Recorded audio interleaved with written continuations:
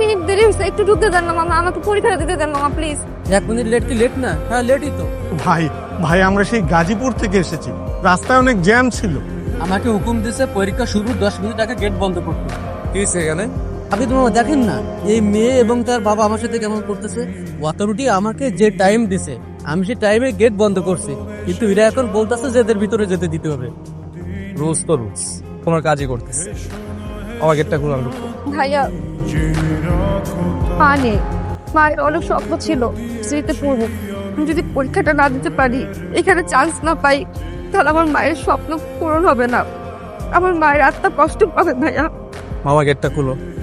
মামা কি বলতেছেন আপনি? গেটটা খুলতে বলছি মামা। আমার কাজিনের ভিতরে দিয়ে আসবো, পরীক্ষা দিবে।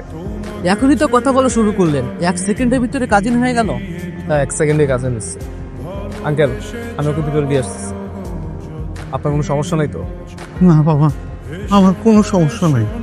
হ্যাঁ সমস্যা। আপনার হাতটা একটু দিবেন। আবি তুমি?